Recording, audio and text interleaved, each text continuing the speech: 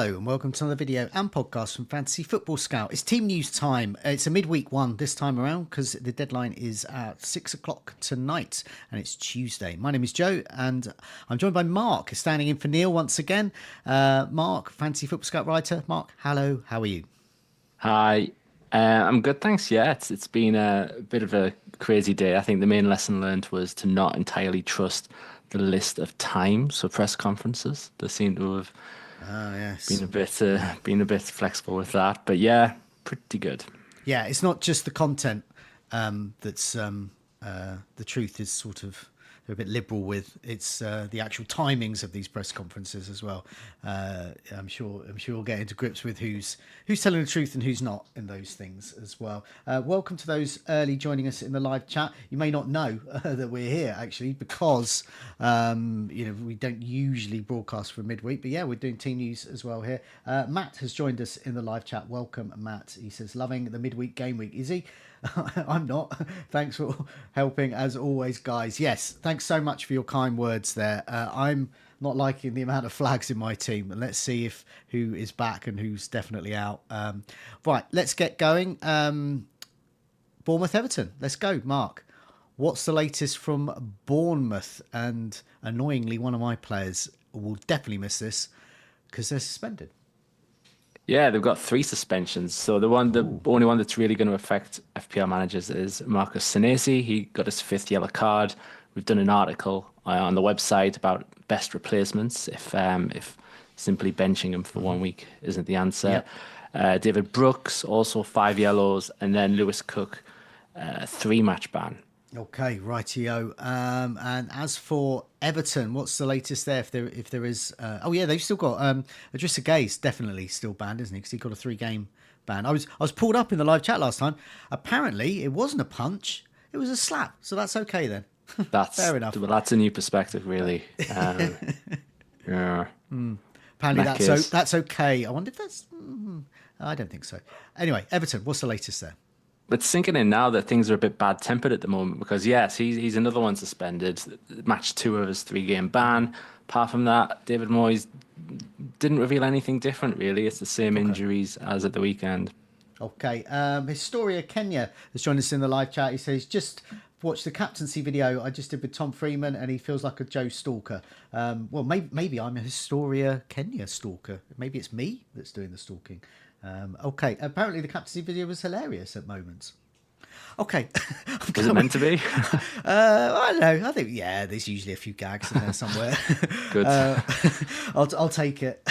Okay, let's move on to Fulham against Man City. Let's go with the home side first. What's the latest from Fulham?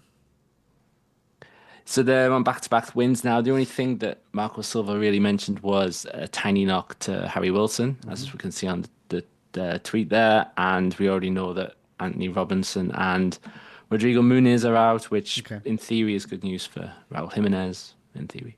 Okay, right, yeah. And as for Man City, what's the latest there?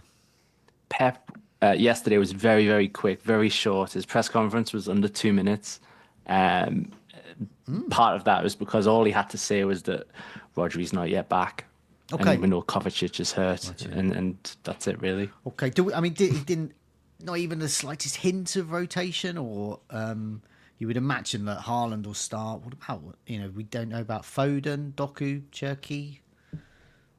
Don't believe it was mentioned. He was sort of in and out of that conference. I know one of the big talking points around the conferences has been this sort of tactical time wasting that's been going on, and I guess it centres around Man City on the weekend, but nothing about rotation. Okay, hopefully that's not a review of our content. Tactical time wasting.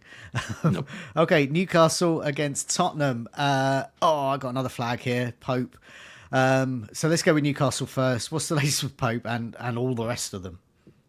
Well, House spoke yesterday, but today there seems to be a bit more of a timeline on Nick Pope. It sounds like he's out for 3 weeks. Okay. Which will be about 6 FPL matches. So definitely sell him if you can. Yeah. The other thing is, we already know about Trippier being out. Sven Botman seeing a specialist to determine the level of his problem. Johan Wissa, he's not going to AFCON, and he has had a second 11v11 training game. So I wouldn't be surprised if he made the bench either tonight or the Okay. weekend. Right, yeah. It says in the tweet that Botman will meet an expert to specify his situation. Well, I mean, is that really bad then? I mean, I just wonder because some people will be thinking of getting Chow in or another Newcastle. Then presumably Botman's obviously not going to be playing, but I just wonder if that his situation was incredibly long term or not.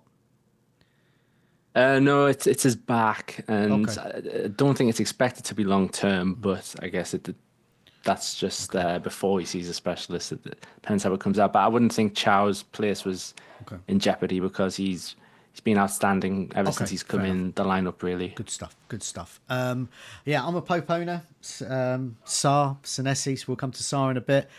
I might take a hit for a goalkeeper. Wow, that's living dangerously. Talking about living dangerously, Spurs backline. What's the latest from Spurs and their often fragile defence? no new injuries according to Thomas Frank. Okay, They are getting back Christian Romero from his suspension okay, for the match. okay. That's Yeah, quite good then. So slightly less fragile there, and usual Solanke, Madsen. They're all out still. Usual long term yeah. absentees. Arsenal against Brentford. Okay, what is how helpful was Mikel Arteta today in his press conference? Well, we know what he's like, don't we? He's sort of notoriously vague, especially about William Saliba. He sort of the reporter he kept saying Saliba matter of days, Trossard matter of days, Havertz matter of weeks, Gabriel matter of weeks. That and by his standards, that's quite revealing. But Yeah. Oh, basically, Saliba, Trossard aren't going to play this week. title for Arsenal. Matter of years, maybe. Who knows? Ooh. Yeah. So yeah, that's tricky. You would imagine that Timber and Calafiori would start then if they're likely to go with their sort of second string centre backs again. Is that the general feeling? That would be the feeling that's what they sort of did against Chelsea. That was also a match where Gyökeres came back. He sort Okay. of came on for a cameo. Gabriel Jesus was on the bench, so in some respects it's getting better, but there's still no Havertz or Okay. Gabriel. Okay, rightio, because I think a number of people might be wanting to get Arsenal assets in. Brentford, what's latest then? In particular with Thiago, who was sort of subbed off and walked off but apparently it was through some kind of injury. But we don't know whether it was precautionary or not. So I've since seen images of him with his family in goal, with his kids trying to shoot against him, and he seemed fine there. But big difference between playing against a 3-year-old and playing against Arsenal. So what's the latest from Brentford? That was one of the last press conferences to come in. I was getting nervous that we wouldn't hear from Keith Andrews before this. And when he did speak, he didn't mention him by name at all. So take that as you want. He mentioned a couple of bits and bobs that we'll have to decide on. Never actually said about Thiago's late treatment. Is that good news for owners or just a head coach keeping his cards close to his chest? Okay. All right, Well, yeah. Oh, I always thought Bob was a City player, but okay. Thomas Ween in the live chat says, should I take a -4 to get Munoz in for Senesi? Two things there. One, I am also tempted to take a -4 for a defender. Could be Timber. I might get Raya in for Pope. So the principle of a -4, I think, is probably okay this week because I think you might see a few of them. The only thing with Munoz, be wary. He's on 4 yellows. So at this stage of the season, I mean, my greatest victory last week was Munoz not getting a yellow card, so he did get another flag. But just be aware of that before you go for Munoz. But yeah, the principle of -4, I actually don't mind it this week. Let's move on to my team Brighton against Aston Villa. Fabian Herzl is usually absolutely certain and convinced of the availability of his players. How certain and available is he today? well, as we can see in the tweet, he hasn't exactly said he was certain about Jorginho Rutter. He's confirmed he came off of a head situation, didn't he? Yeah. He says it's not a concussion, Right. so there's no protocols to follow in that respect, but he might just assess him as it Okay. is and make a decision anyway based Okay. on that. Yeah. Yeah. And Mitoma, Mitoma could return. Okay, back in full. Matoma's been on the verge of returning for about a year, so let's hope he does return as well. So it looks like Ruta might miss out on this one. Usually with Hertzler, if there's any sort of like niggling doubt there, he does not risk. So I would imagine he's going to miss out on this one. Aston Villa, what's the latest there? So we knew about Tyrone Mings. He's been sidelined for a while. The new news was Ross Barkley. He sort of sprained his knee against Wolves, and Emery says it'll be sort of 8 to 10 to 12 weeks. So at least a couple of months he's going to be out. Okay, right, yeah. Let's move on to Burnley against Crystal Palace. If I don't get Pope out, I'm going to be playing Dubravka. So I hope Crystal Palace aren't in good shape. Let's go with Burnley first. What's the latest there? Almost nothing. I'm Scott Okay, Parker there. Nothing new.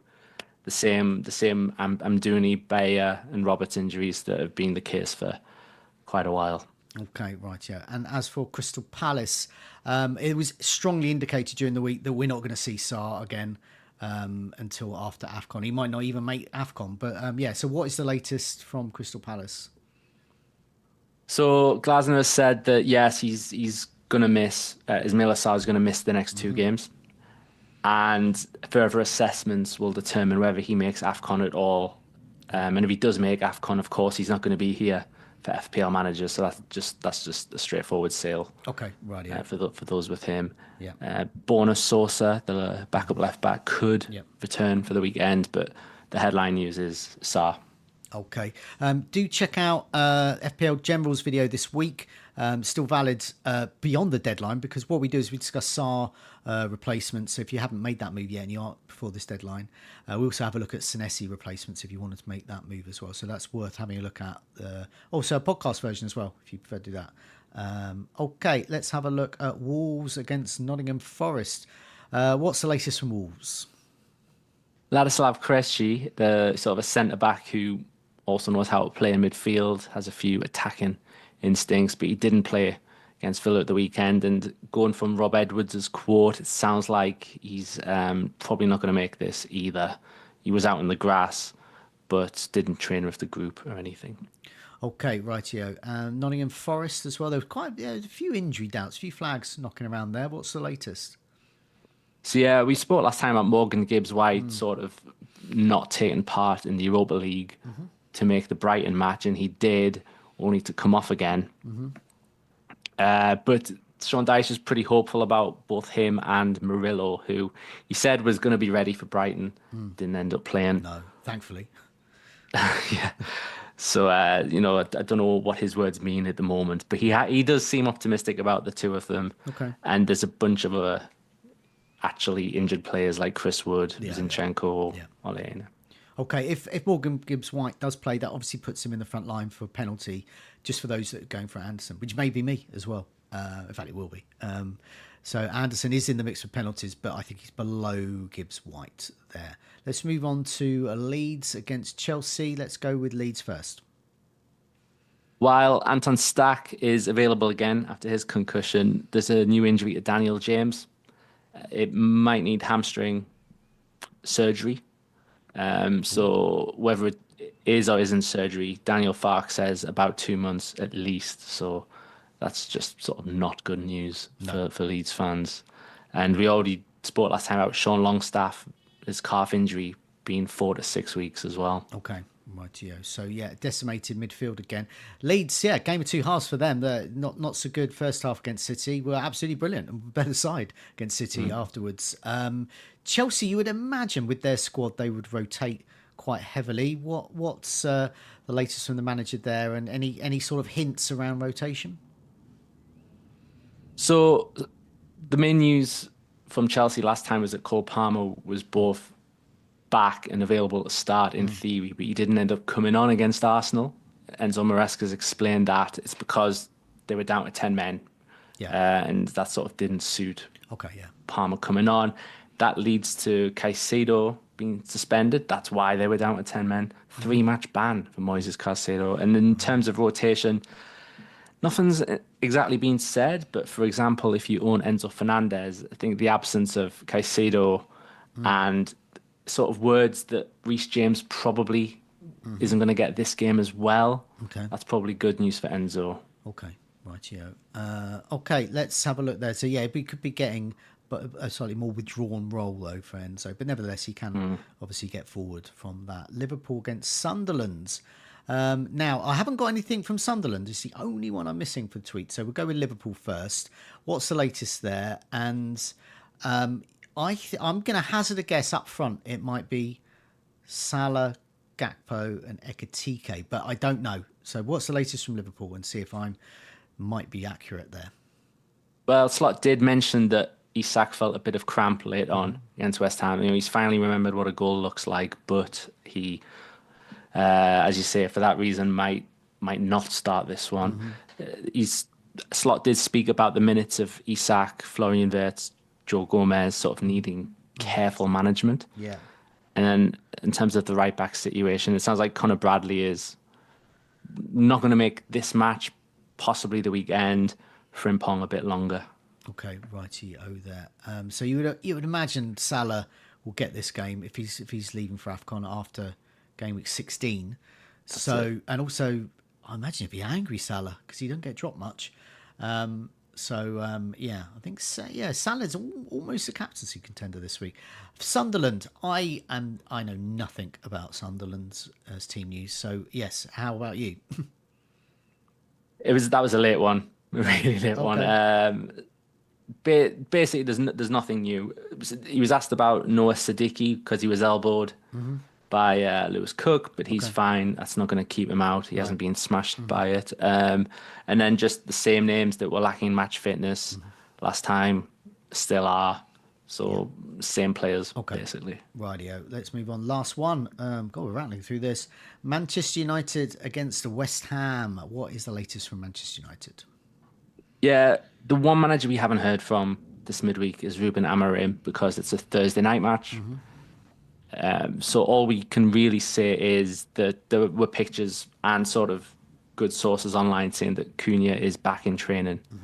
So after his head injury, he's missed a couple of matches with that. So Cunha should be back in the squad, possibly starting. And we know from Amorim's previous words that Sesko and Maguire still can't play. Okay, righty-o. Let's move on to West Ham. The final game. So I know Paqueta's suspended, but because we knew that from the last match. So what else is new at West Ham? A lot of the chat from Nuno, who didn't have to talk for the same reason as Amorim, but did talk. A lot of that was about sort of Paqueta and his social media reaction to it all. But he did put a little bit of team news in there. Somerville, who I think we've spoke about on a pod or two previously, he won't make the squad. Okay, He wasn't around last time, isn't around this time. Paqueta suspended. Okay, rightio. Not much else from a fantasy point of view there. Okay, I will try and round up most of the new things there. So available stacks back from concussion protocol, questionable Harry Wilson with a knock. Murillo just says hopeful, so he could be available, still questionable though. Gibbs White as well, the quote is expects to be okay. Bradley, fitness issues could keep him out, but you might see him this week.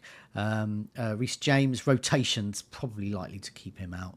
Ruta's got not concussion, but we don't know, it's some kind of head injury, but the last time there was an injury doubt, it was Matoma, and we haven't seen him for about 8 years. So he's definitely questionable there. Cunha, nothing specifically mentioned, but he was pictured in training, which is good news. So you would imagine he would be available.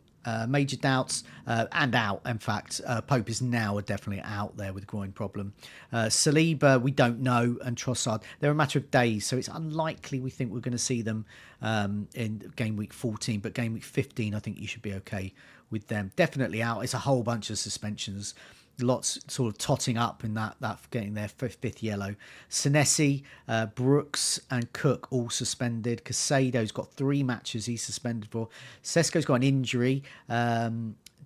James has got hamstring problems, could keep him out. Dan James there. Paqueta is another suspended for West Ham. Ismail Sarr, as we've heard, ankle, we're not going to see him for a while, so he's a sell. And Barkley has got a knee problem. I think we've got most of the new ones in there. Yep. Okay, so we're going to be back on Friday at a Game Week 15. They come thick and fast. So hopefully we'll have a bit more news about some of those questionable ones. Hopefully they've turned up.